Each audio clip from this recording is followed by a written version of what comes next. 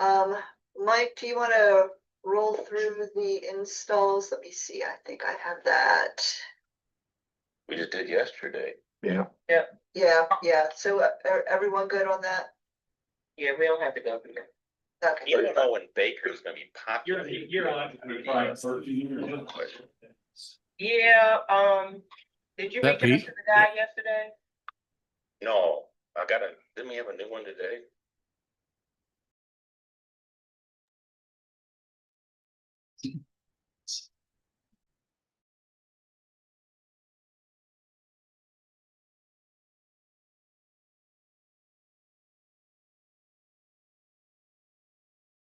Reviewing an agenda for Wednesday, October 22nd. It looks like Commissioner Meitzner is joining us via Zoom today, but the rest of the gang is here. Tom, take it away. Chairman, good morning, Commission. Nicole, what do we have for news to start off the meeting? Good morning, everyone. On Wednesday, we will show a quick Halloween safety video because we do not have a meeting before then. We'll also talk about the tri-governmental town hall that'll be held next Wednesday. That is October 22nd. We will also bring up the drug take back day is coming on October 25th. And also satellite polling locations for the general election are opening up on October 30th through November 1st. And then just a quick reminder for today, we are doing our ComCare Crisis Center groundbreaking on Monday at 9 a.m. And that's all I have. Okay, and a pretty light agenda for next week. We have one proclamation declaring Disability Employment Awareness Month. We have one new business item, and that's a legislative platform. And we will have Jason and Jessica here on Tuesday, the staff before. So you'll have a chance there in this setting to talk through the agenda with them. And then hopefully, if the commission is settled, we vote on this on the 22nd. But if not, we can also then take it to November 5th too. Okay, then we have a number of consent items. Item D is a temporary construction easement for a stream maintenance project. No fiscal note attached to that. We have an establishment. We've talked a lot about this, but we have the establishment, the resolution establishing the four-way stop at 29th and 135th. Lynn or Commissioner Wise, anything? Are we putting out any notice, public notice or anything, social media wise that we can highlight this change that's coming? Yeah. We will put advance notice out. Once we have the resolution that, as soon as that happens, we will have our advance warning. We usually have that up for at least 10 days to 2 weeks before we make any changes. That's And the then, message board. we do the message boards, plus we also let them know about a traffic change ahead.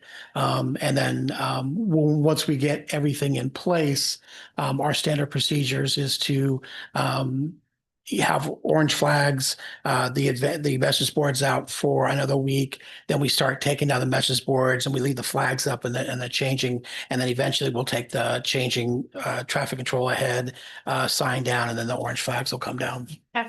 Well, thank you for your work on that. And I want to thank my colleagues too for supporting that intersection and the needs that we have. Absolutely. Item F is an engineering services agreement with Bachman for a Osage Country Edition subdivision. That is a $58,600 contract. It will be paid by specials by the folks that are buying lots there. So that is the agenda. Item G, Scott Wadle's on. Scott, if you could unmute and get your camera on if you can. This is a PUD and it made the news last night. I thought it might be worth just a second here to kind of get the commission up to speed on Via Christi's West St. Teresa's campus, some modifications and some additions there. So Scott, can you talk through that just at a real high level? Hey, Scott. Yes, sir. Hello, everyone. Can you hear me okay? You're good. Okay, thank you. Yes, so in this case, they're amending the PUD, so they have a custom zoning out there. They're amending it to create 9 new lots. Those new lots will have commercial uses that will be permitted there. So it just allows them to develop more of their property for commercial uses, especially, I believe, along the frontage along the roadway along 21st Street. Question? It's a good update. Appreciate that. Thanks, Scott. Thanks, sir. Item H, we have talked with you about. This is the budget transfer from Rainier Day Reserve to IT security kinds of transitions. This is operational modifications and changes to ensure security and proper backup for our existing systems. So that's the money transfer to help pay for that. I want Tim to talk about item I just a bit. That's a agreement with the National Center for START Services. We have discussed this in staff a couple of times, but I wanted him to talk about what this agenda item is. So as a reminder, the START model is an evidence-based practice that helps address individuals who are experiencing intellectual developmental disability and a mental health crisis. And it is a model that helps train the teams that work with those individuals, and it develops the system around those folks to better serve them so that they don't fall through the cracks when they're experiencing a crisis.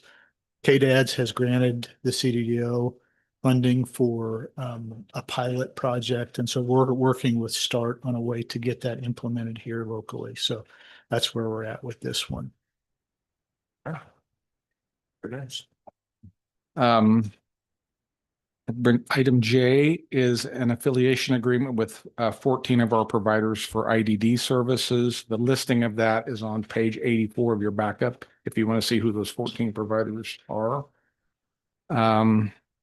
Item K is a Coleman lot lease, and it's a little bit more, Tanya, you want to talk a little bit more than just a day. So this is a lengthy time for an event downtown. You want to talk about it? Yep. I'd like to.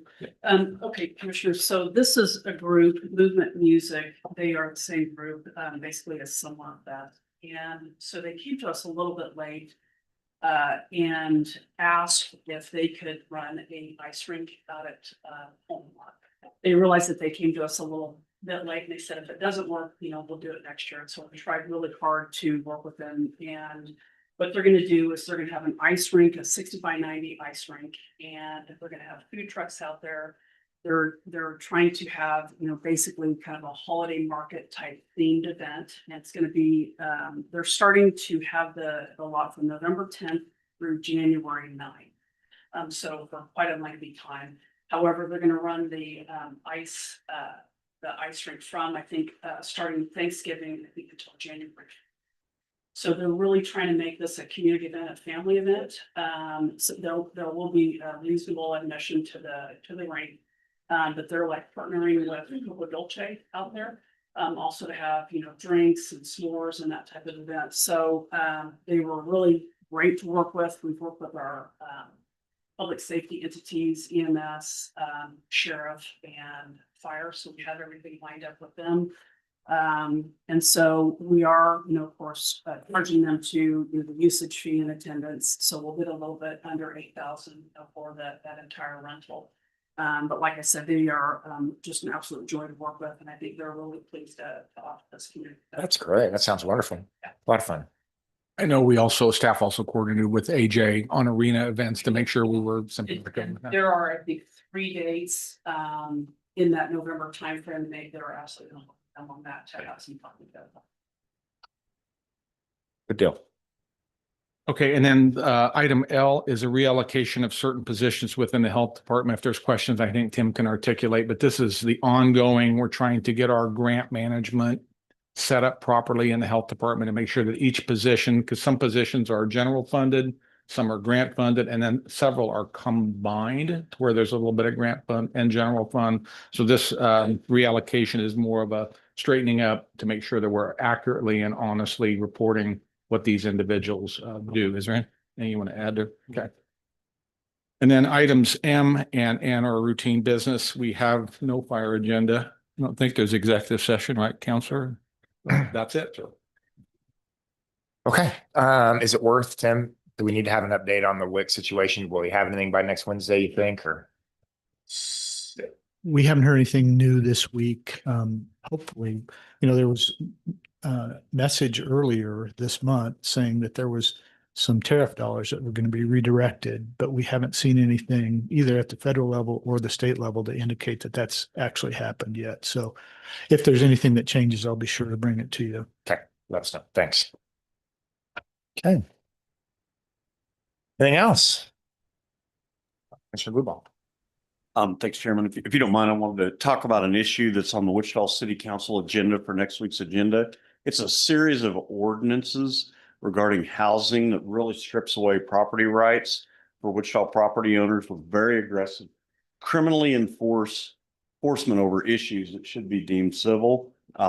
These issues were brought up when I was on the council in August of 23, and I asked for mere community engagement through WABA, South Central Kansas, the realtors, the chamber, as well as the DABs. That engagement did not happen. And I request that before they go through with such aggressive ordinance changes, you do the community engagement, go out to the public, get both sides of these issues before you just go and pass these ordinances. I appreciate that comment. That's on next week for them. Yep. We'll be watching. Okay, appreciate that, Commissioner. Anything else? Hey, it's Friday. Enjoy your weekend.